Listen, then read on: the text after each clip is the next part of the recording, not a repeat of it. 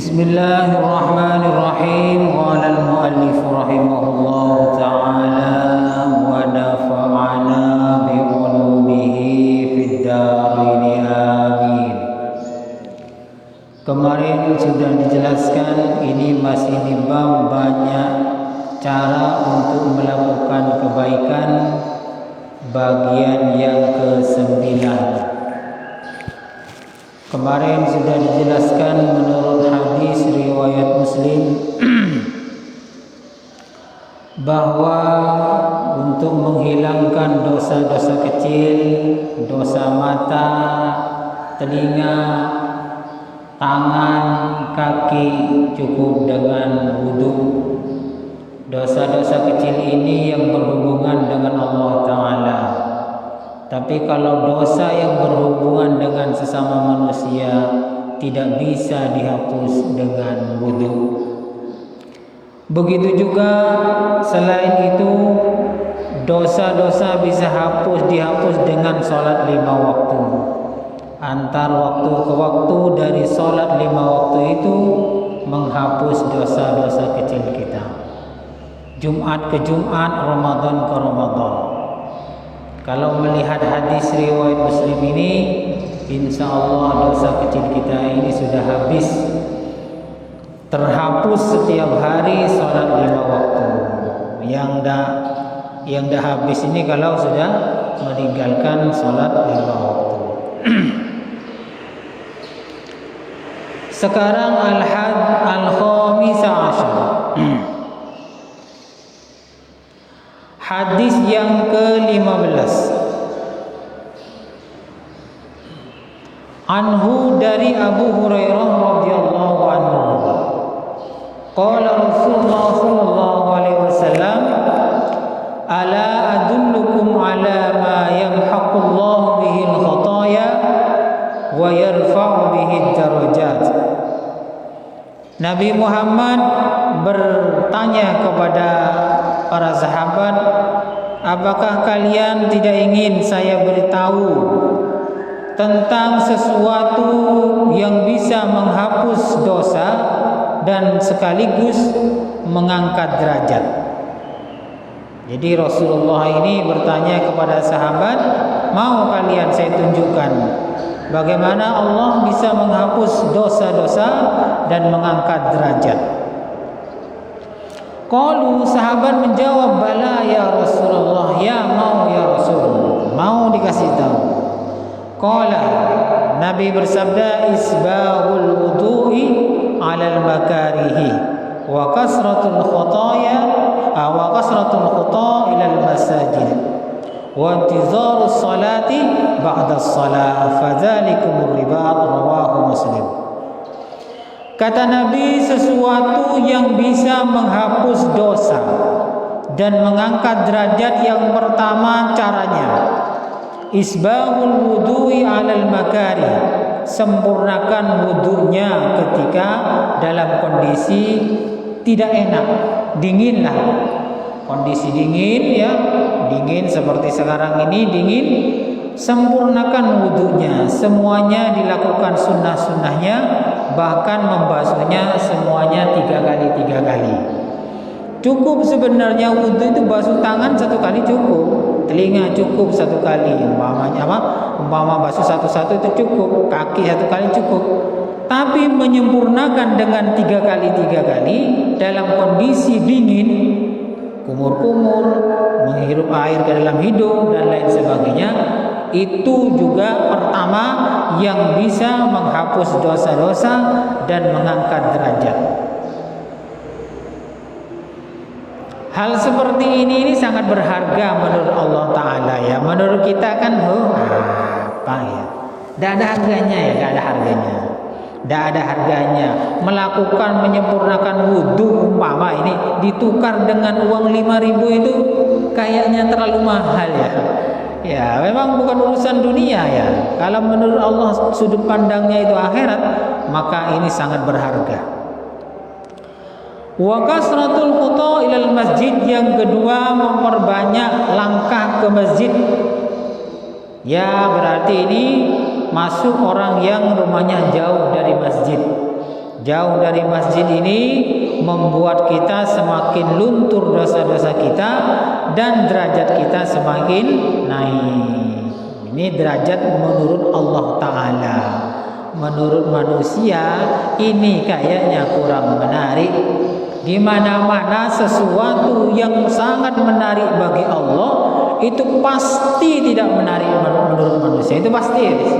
Jadi mengku Allah Ta'ala ini menarik luar biasa, membuat pahala besar, membuat nanti fasilitas surga itu luar biasa. Menurut manusia itu pandangannya gak menarik sama sekali, gak menarik belas ya ini ya. Kayak gini kan gak menarik belas ya. Sempurnakan wudu, memperbanyak langkah ke masjid, kan tidak ada yang menarik semua ini. Lebih menarik kalau ada jalan sehat, ada hadiahnya, kambing lah, kompor lah. Oh, cukup lakukan sejaga itu. Iya, siapa aja di mana begitu. Padahal cuma hanya kompor gas atau kambing, atau kadang cuma hadiahnya sarung. Semangatnya luar biasa kalau urusan dunia. Tapi kalau begini, walaupun Rasulullah yang mengatakan manusia yang paling mulia, dan Nabi Muhammad tidak mungkin bohong, tidak menarik. Ya, Pak. Karena apa? Karena kita sudah terjangkit oleh cinta dunia. Jadi tak tertarik sekali. Tidak usah tersinggung ya, biasa aja. Ini namanya menerangkan, biar kita ini sama-sama memperbaiki untuk menuju akhirat, kehidupan yang lebih kekal. Apalagi yang nomor 3, yang bisa menghapus dosa-dosa dan mengangkat derajat, wantizarus sholati ba'da shalah. Menunggu waktunya sholat, kemudian menunggu untuk sholat berjamaah. Wes jangan plus ya, gak menarik plus lagi wes. Coba tawarkan, menunggu waktunya sholat, kemudian sholat habis itu sholat sunnah, dan menunggu sholat untuk berjamaah. Kelakuan apa ini, kan begitu ya? Kelakuan apa? Tak menarik sekali. Tapi menurut Rasulullah, inilah yang membuat Allah Ta'ala itu mudah mengampuni dosa-dosa kita dan mudah mengangkat derajat kita. Ya, karena kita ini sebagai orang Islam, ya harus diamalkan ini kalau kita ini nanti di akhirat menjadi orang yang mulia di hadapan Allah Subhanahu wa Ta'ala. Secara akal yang normal ya, mulia di hadapan bupati umpamanya bangga, mulia di hadapan gubernur bangga, mulia di hadapan presiden itu mulia. Itu cuma dunia kecil. Ini Allah Ta'ala ini yang punya semuanya, yang punya dunia, punya semuanya serta isinya. Masa kita tidak ingin? Nah, gini loh. Jadi setan itu jangan diikuti terus. Kalau setan itu diikuti terus, kalah terus gitu. Akhirnya selalu mengumpulkan dunia, mementingkan dunia, dan menyepelekan akhirat. Memang akhirat itu gak kelihatan, tampaknya memang tidak menarik sama sekali. Coba menyempurnakan wudu, memperbanyak datang melangkahnya untuk ke masjid, menunggu sholat. Coba kalau dijual 10.000 apa laku? Nggak laku, siapa yang mau beli gitu. Tapi kalau orang yang ngerti apa, yang cinta akhirat, ini ceperan pahala, ceperan untuk mengambil mengangkat derajat kita. Coba di mana-mana wes, mama dah usah kasih hadiah wes, jalan gowes umpamanya kemana-mana, suruh bayar, jauh datang, jauh kadang keluar kota, bayar, jauh, biayanya banyak, datang. Tapi ketika urusan begini, malasnya luar biasa. Inilah setan selalu mengajak kepada kita untuk lebih dekat kepada neraka daripada dekat kepada surga. Kita kadang itu tidak sadar ya, tidak sadar. Dibegitukan setan itu tidak sadar. Kadang naik ke gunung bayar, mendaki gunung kuat, berhari-hari menginap dingin, semuanya ada, capek. Tapi naik ke masjid malasnya minta ampun. Padahal gunung sama masjid dekat mana? Dekat masjid. Tidak usah bayar lagi. Ini memang gak menarik ya. tidak menarik belas ya. Tapi ya hanya orang-orang pilihan yang bisa mengamalkan hal-hal seperti ini. Pilihan menurut Allah Ta'ala. Hadis riwayat Muslim. Ya kalau kita ini orang yang betul-betul normal ya, mesti mikir. Hidup di dunia sebentar, paling cuma 60 tahun. 60 tahun itu mungkin sehatnya ya sekitar 20 tahun ya, sisanya itu sakit-sakitan namanya. Kemudian di akhirat hidupnya selama-lamanya. Coba pikir yang lembut.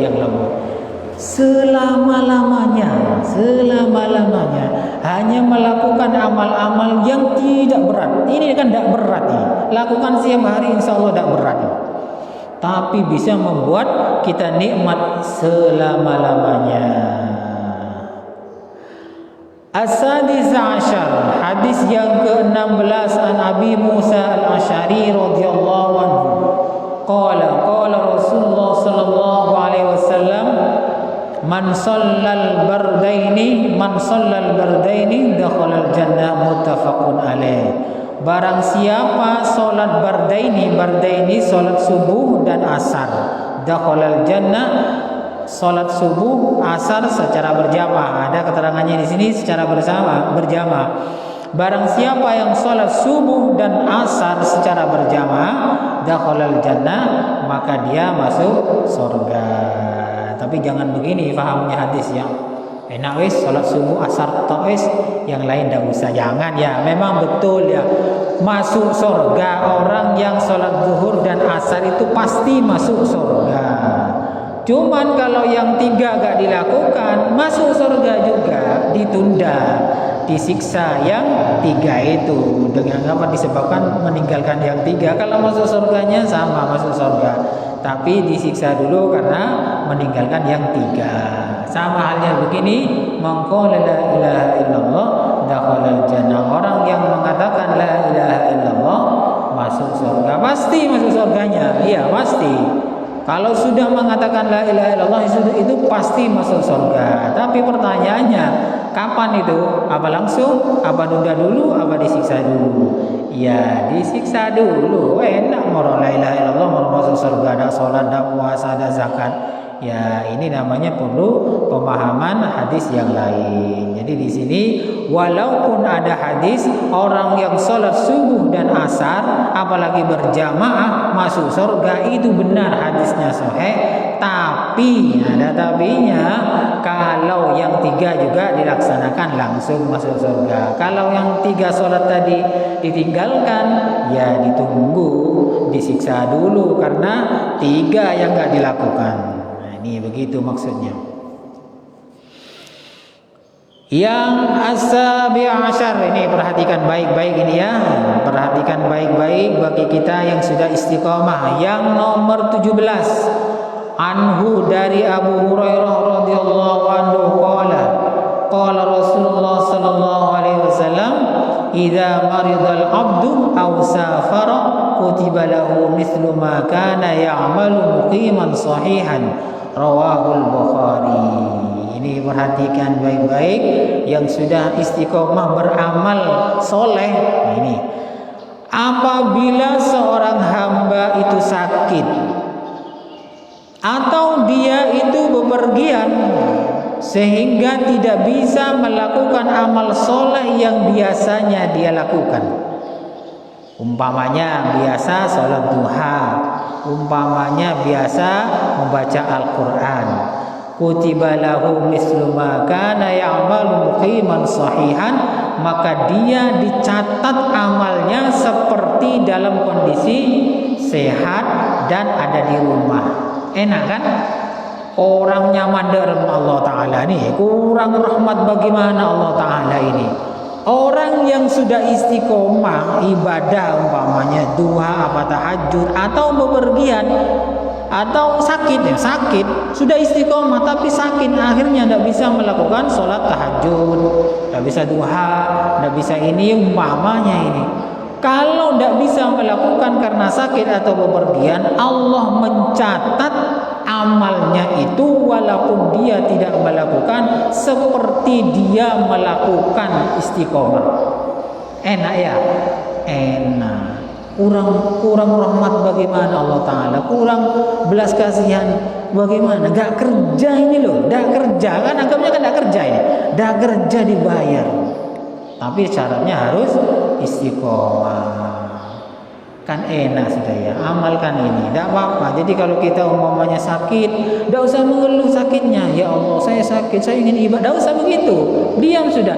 Terima itu takdirnya Allah. Allah mencatat ibadah-ibadah kita yang sunnah, tapi ya yang sunnah. Kalau yang wajib tidak bisa ya. Yang sunnah ini sudah dicatat seperti melakukan walaupun tidak melakukan karena sakit atau bepergian. Tapi ini yang sunnah loh ya, yang wajib ya tetap wajib. Jangan kemudian hadisnya ini tidak ada kata wajibnya, ini berarti sama wajib juga tidak apa-apa ditinggalkan. Jangan ya, jangan. Di syarahnya itu dijelaskan ini yang berhubungan dengan ibadah sunnah. Yang wajib walaupun sakit, walaupun bepergian tetap wajib dilakukan semampunya. Sakit kan, kalau sakit kan bisa sholat duduk, tidak bisa duduk tidur, tidak bisa tidur kedip mata, tak bisa sholat ya disolati, kalau tidak bisa. Makanya ya ada ceramah ini lucu ya, orang suruh sholat berdiri tidak mau, suruh duduk tidak mau, suruh tidur tidak mau, disuruh sholat tidak mau.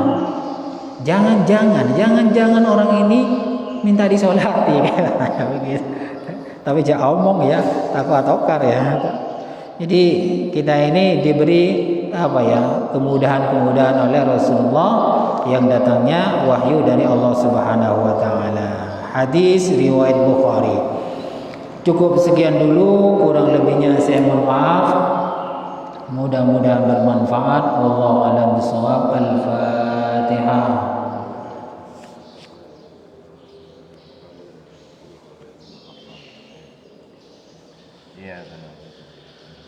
Assalamualaikum warahmatullahi wabarakatuh.